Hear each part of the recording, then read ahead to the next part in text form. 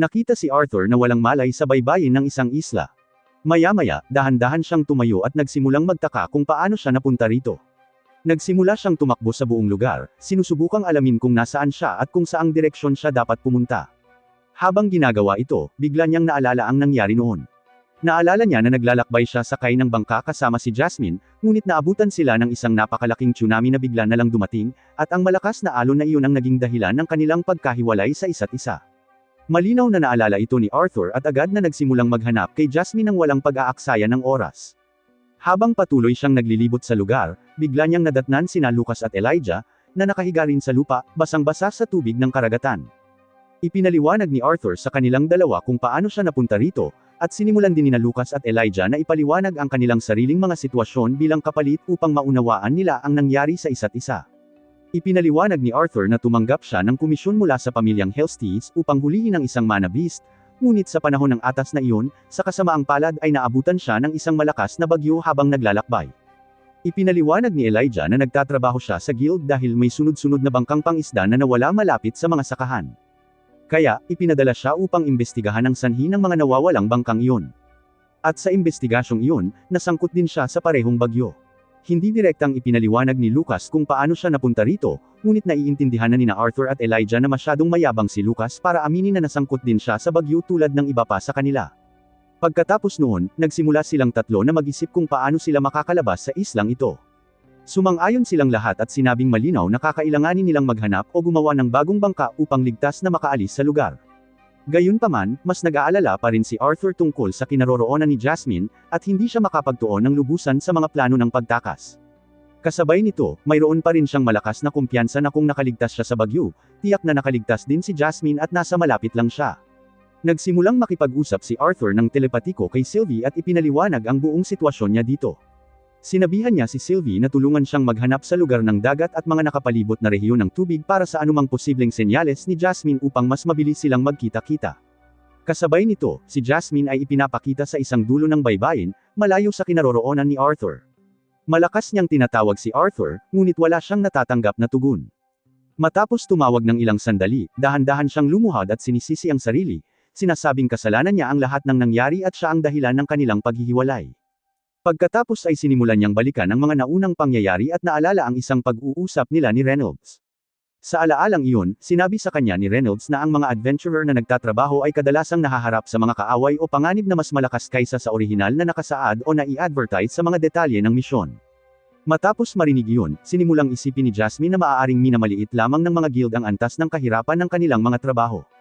Ipinaliwanag ni Reynolds na posible ito, ngunit nagdagdag din siya ng isa pang posibleng paliwanag, na sinasabing maaaring mayroong isang tao o ilang grupo na aktibong tumututol sa three-way treaty at sadyang nagdudulot ng mga aksidenteng ito. Alam din ni Reynolds na ang ganitong uri ng impormasyon ay hindi sapat upang pigilan si Arthur sa pagtanggap ng mga trabaho at pagpapatuloy ng kanyang mga pakikipagsapalaran. Kaya sa halip na subukang panghinaan ng loob si Arthur, hiniling na lang niya kay Jasmine na maging mas maingat tuwing kasama niya si Arthur sa paglalakbay at laging bantayan at panatilihing ligtas hanggat maaari. Nakinig si Jasmine dito at nangako sa kanya na gagawin niya iyon at mananatili siyang maingat sa lahat ng oras. Sinimulan niyang hanapin si Arthur, ngunit nakasalubong niya ang dalawa sa mga gwardya ni Lucas.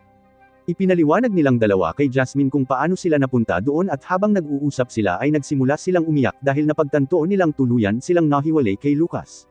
Samantala, ginamit ni Lucas ang kanyang dimensional ring upang ilabas ang mga kagamitan sa camping.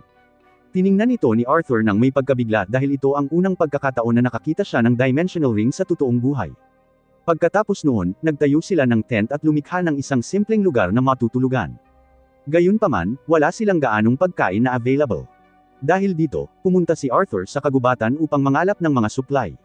Nangolekta siya ng isda at kabute para sa pagkain, pagkatapos ay sinabihan si Lucas na asikasuhin ang pagluluto dahil kaya niyang gumamit ng mahika ng apoy. Pumayag si Lucas at nagsimulang magluto. Sa una, nahirapan siya, alinman sa pagsunog ng isda o hindi ito naluto ng maayos. Ngunit pagkatapos ng ilang pagsubok at pagkakamali, unti-unti siyang gumaling at kalaunan ay nagawa niyang magluto ng maayos na inihaw na isda. Pagkatapos noon, umupo sila sa paligid ng apoy sa kampo at kumain ng kanilang hapunan ng magkasama. Habang kumakain si Arthur kasama sina Lucas at Elijah sa tabi niya, ang sandaling iyon ay nagpaalala sa kanya ng oras na ginugol niya kasama ang kanyang pamilya noong lumalaki siya. Nagbalik ito ng pakiramdam ng pamilyaridad at kalmado sa kabila ng kanilang sitwasyon. Kinabukasan, ipinaliwanag ni Arthur na habang nangangalap siya ng pagkain noong nakaraang araw, nag-scout din siya sa paligid ng isla. Mula sa kanyang naobserbahan, sila lamang ang mga tao sa isla ngayon.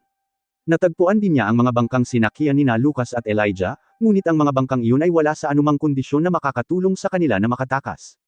Gamit ang lahat ng impormasyong ito, binigyan sila ni Arthur ng dalawang posibleng opsyon. Ang unang pagpipilian ay ang maghintay para sa pagsagip. Itinuro niya na tiyak na hahanapin siya ni Jasmine sa kalaunan. Ang pangalawang pagpipilian ay ang subukang umalis sa isla ng mag-isa. Ipinaliwanag niya na ang mainland ay hindi masyadong malayo, kaya maaaring posible itong marating ng mag-isa. Gayunpaman, biglang sumabad si Lucas at sinabing hindi gagana ang alinman sa mga planong iyon.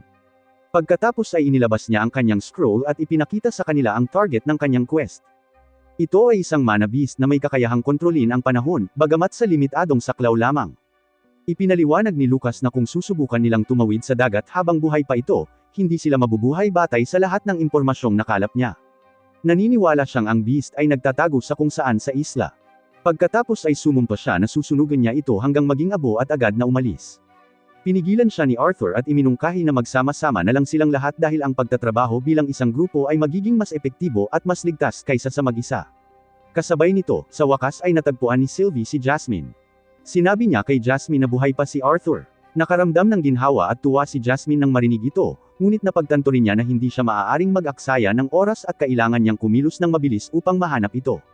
Bumalik kasama si Arthur at ang iba pa, nagtatago na sila ngayon sa harap ng lokasyon ng Mana Beast, maingat na pinaplano kung paano aatake. Si Lucas ang unang gumawa ng hakbang sa pamamagitan ng paglulunsad ng isang bowl ang apoy sa kuweba.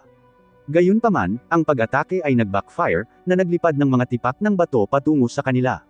Mabilis na tumugon si Elijah at iniligtas si Lucas sa pamamagitan ng pagtayo ng pader na lupa upang harangan ang mga bato. Nagsimulang makaramdam ng pagmamalaki si Lucas sa kanyang sarili, iniisip na ang kanyang bowl ang apoy ay dapat na natalo na ang halimaw. Ngunit sa sandaling iyon, nagsimulang gumuho ang kuweba, at sa wakas ay nagpakita ng buo ang Mana Beast. Agad itong naglunsad ng isang bowl ang enerhiya sa kanila, ngunit hinaranggan ito ni Arthur gamit ang kanyang espada. Nagsimulang magpanik si Lucas at natakot pa ng ilang sandali, ngunit mabilis niyang pinilit ang kanyang sarili na manatiling kalmado dahil ayaw niyang makita siya ni Arthur na kumikilos ng ganoon. Pagkatapos ay sumulong si Arthur at sumugod sa halimaw habang inaalalayan siya ni Elijah mula sa likuran. Umatake si Arthur gamit ang sunod-sunod na mga espada, ngunit tila wala sa mga ito ang gumana. Ang mga sugat ng halimaw ay nagsimulang gumaling at muling bumuti. Napansin ito ni Arthur at mabilis na nag-isip ng solusyon. Pagkatapos ay sinabihan niya sina Elijah at Lucas na magpalit ng posisyon sa kanya. Ikinagulat nilang dalawa ito. Kumilos si Elijah papunta sa unahan kasama si Arthur habang si Lucas ay inilagay sa isang support role mula sa malayo. Isang espada ang ginamit ni Arthur at kasabay nito ay lumikha si Elijah ng maraming earth spike na nag-shoot pataas at bumihag sa mga bahagi ng katawan ng halimaw. Ginamit nila ang mga spike upang punan at i-lock ang mga nasirang bahagi nito. Pagkatapos ay napagtanto ni Arthur ang isang mahalagang bagay. Nang mahuli ang halimaw ng ganito, hindi na ito makapag-regenerate ng maayos. Inulit nila muli ang parehong estratehiya. Unang umatake si Arthur, pagkatapos ay muling gumamit si Elijah ng earth spike upang selyuhan ang pinsala.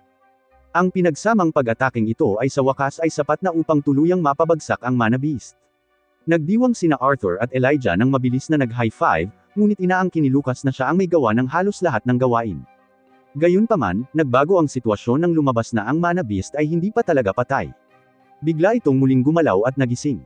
Agad na sumugod muli si Arthur papunta rito, iniisip kung gaano pa katagal siyang lalaban dahil naabot na niya ang kanyang limitasyon. Sa sandaling iyon, lumitaw si Jasmine. Tumatakbo siya patungo sa isla nang napakabilis at nakita si Arthur sa malayo. Mas lalo pa niyang binilisan ang kanyang bilis at dumiretso sa kanya. Nang malapit nang magpatama ng atake si Arthur, dumating si Jasmine at tinapos ang Mana Beast gamit ang isang malakas na atake. Matapos itong talunin, agad siyang tumakbo kay Arthur at tinanong kung ayos lang ito. Parehong nakatitig sa kanya sina Elijah at Lucas na may gulat, lubos na natigilan sa kung gaano kadali niyang napatumba ang Mana Beast sa isang atake lamang.